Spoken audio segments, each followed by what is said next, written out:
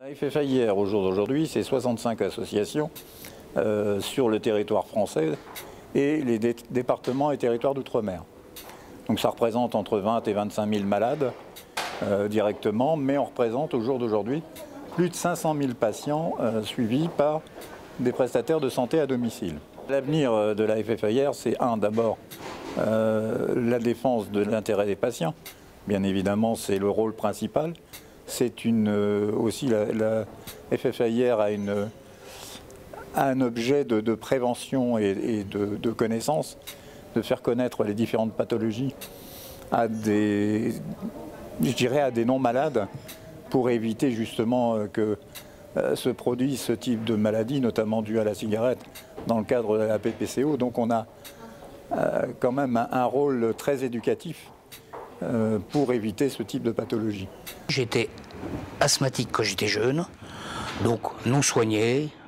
Seul traitement, c'est l'arrêt complet du sport, ce qui est une grosse erreur, mais enfin, maintenant on fait du sport. Et là-dessus est venu se greffer le tabac, énormément de tabac très longtemps. Et mon asthme est revenu tout doucement en asthme vieilli, et la BPCO s'est greffée dessus. Et actuellement, bon, je suis à un stade assez important de la BPCO, un stade sévère, qui m'oblige à prendre de l'oxygène à chaque effort, et la nuit. La coordination BPCO, c'est où on va coordonner des activités, enfin des opérations en France, les rencontres de la BPCO, la journée mondiale de la BPCO, où on essaie de motiver les associations de faire quelque chose de la prévention. On passe sa vie, quand on est jeune, à courir, à essayer d'avoir jusqu'à 20 ans, 30 ans, 40 ans, dans la force de l'âge. On respire, on vit, on fait du sport, on a une activité. À partir de 40, 50 ans, c'est le surpoids qui nous guette. 50 ans, 60 ans, on commence à perdre de la capacité respiratoire. Et avec la retraite à 60 ans, on finit par être un insuffisant respiratoire. Ensuite, on n'est pas insuffisant respiratoire, on est multipathologie. Dans les insuffisants respiratoires, il y a du diabète, il y a du cardio, il y a de tout, La BPCO, c'est quand même 80% le tabac.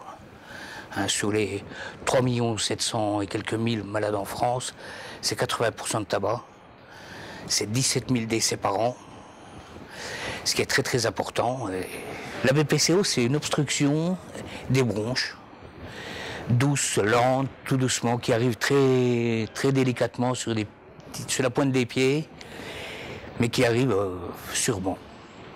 Symptômes, l'essoufflement, un petit peu la toux, la fameuse toux du fumeur, qui n'est pas une toux de fumée, le tabac ne fait pas tousser, c'est la maladie qui fait tousser.